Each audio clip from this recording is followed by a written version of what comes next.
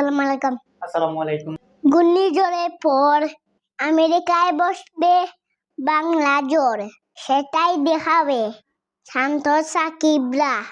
বিশ্বকাপের বাকি আর মাত্র 10 দিন, আর তার আগে যুক্তরাষ্ট্রে বাংলাদেশের চলবে আগামীকালকে 3 ম্যাচের টি-20 সিরিজের প্রথম টি-20তে বাংলাদেশের মুখোমুখি হবে আমেরিকা। আর আমেরিকা এই মুহূর্তে বাংলাদেশ যেদিন আমেরিকায় ল্যান্ড করে বিশ্বকাপের জন্য সেদিনই হয় সেখানে ঘূর্ণিঝড়, আর সেই ঘূর্ণিঝড়ের পর আমেরিকা কতটুকু কাটিয়ে উঠেছে যদি ম্যাচ গড়ায় মাঠে তাহলে বোঝাই যাবে যে আমেরিকা সেটা কাটিয়ে উঠেছে। এখন পালা বাংলা জ্বরের। হ্যাঁ, বাংলাদেশ ভার্সেস আমেরিকার যে গুরুত্বপূর্ণ একটা ম্যাচ অনুষ্ঠিত হবে, এই 3 ম্যাচের টি-20 সিরিজ আমেরিকার চেয়ে বাংলাদেশের জন্য সবচেয়ে বেশি গুরুত্বপূর্ণ, কারণ বিশ্বকাপের আগে এটাই হবে বাংলাদেশের শেষ প্রস্তুতি।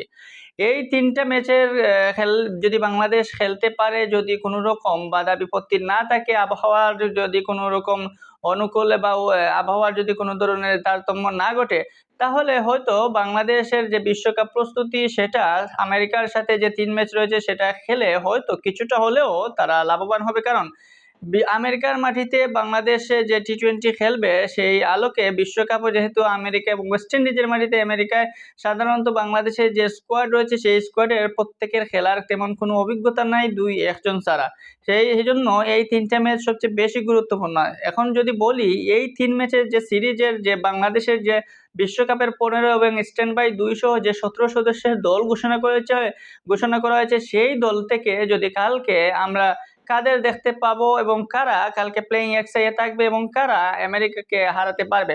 আমেরিকা কিন্তু যদিও এবারে টি-20 বিশ্বকাপ খেলতেছে প্রথম, কিন্তু প্রথম খেললেও তারা কিন্তু টি-20তে কোনোভাবেই পিছিয়ে নয়। স্পেশালি তারা 2-3টা প্লেয়ার নিউ এড করেছে যাদের কল্যাণে আমেরিকাকে শক্তিশালী বলা হয়। স্পেশালি নিউজিল্যান্ডের সাবেক তারকা অলরাউন্ডার এক সময় যিনি দ্রুততম সেঞ্চুরি করেছিলেন সেই কুরি অ্যান্ডারসন রয়েছেন আমেরিকার জাতীয় দলে। এমনকি তাদের যে আমেরিকার হার্ড হিটার এরন জোন্স, তারও কিন্তু অভিজ্ঞতা রয়েছে ফ্রাঞ্চাইজি লিগ খেলার এবং টি-20তে সেও কিন্তু বিধ্বংসী ব্যাটসম্যান। সেই হিসাবে বলা যায় যে আমেরিকাকে যদি একদম তৃতীয় সারির দল বলি তাহলে হবে না, আমেরিকাকে উগান্ডা বা পাপুয়া নিউ গিনির সাথে আমরা তুলনা করতে পারি না। আমেরিকা কিন্তু তার লেভেলের চেয়ে এক ধাপে এগিয়ে। তাই আমেরিকার সাথে যদি বাংলাদেশ জিততে চায় বা জিততে পারে, সেটা হবে বাংলাদেশের একটা দারুণ অভিজ্ঞতা। কারণ বিশ্বকাপের মঞ্চে আমেরিকার মাটিতে আমেরিকাকে হারানো কিন্তু অন্য একটা বড় একটা বিষয় এবং সেটা অন্যরকম একটা সারপ্রাইজিং বিষয়।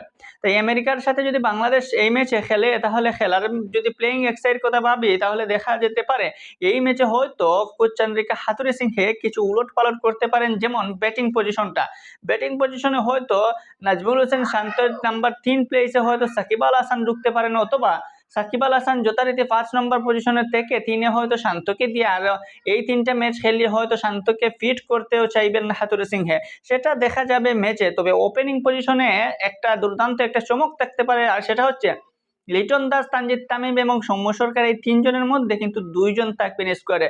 সেক্ষেত্রে লিটন দাস যেভাবে রিসেন্টলি জিম্বাবুয়ের সাথে লাস্ট 2 টি-20তে বেঞ্চে ছিলেন, তিনি কি সেই যারা অব্যাহত রাখবেন, বেঞ্চেই বসে থাকবেন? সেখানে কি ওপেনিংয়ে তানজিদ তামিম এবং সৌম্য সরকার দিয়েই কি শুরু হবে, নাকি লিটন দাসের বিশ্রাম পর্ব শেষ হওয়ার পর আগামীকালকে সৌম্য লিটন জুটি হতে যাচ্ছে? যদি সৌম্য লিটন জুটি হয় তাহলে সেখানেও দ্বিমত করার কোনো অবস্থা নাই, কারণ হাথুরুসিংহের সিংহের প্রিয় 2 জন ছাত্র। সেক্ষেত্রে ইনফর্ম তানজিদ হাসান তামিমও কিন্তু বেঞ্চে বসতে পারেন যদি হাথুরুসিংহে চান।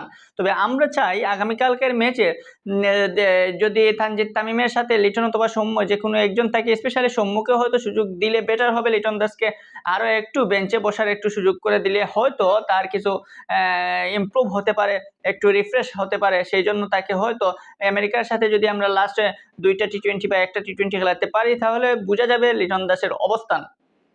এইরকম কিছু দিক রয়েছে, এই দিকগুলোর পরিবর্তন হতে পারে হয়তো আমেরিকার সাথে বাংলাদেশের 3 ম্যাচের টি-20 সিরিজের, নতুবা অন্য কোনো তেমন একটা পরিবর্তনের আভাস আসলে বোঝা যাচ্ছে না, বা অন্য কোনো পরিবর্তন হবে বলে বা হওয়ার মতো কোনো অবস্থান আছে বলে বোঝা যায় না।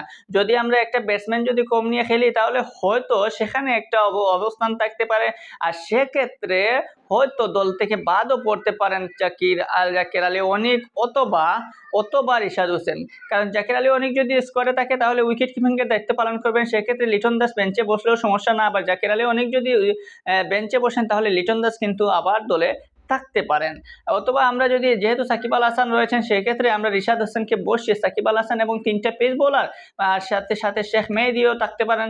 তখন হয়তো স্কোয়াডটা আরো ভারসাম্যপূর্ণ হবে। তবে আমরা চাই যে রিসেন্টলি জিম্বাবুয়ের সাথে যেরকম স্কোয়াড হয়েছে, জাকির আলী অনেক সহ রিশাদ, সাকিব, তারপর ৩ টা পেস বোলার এরকম নিলে হয়তো বেটার হবে।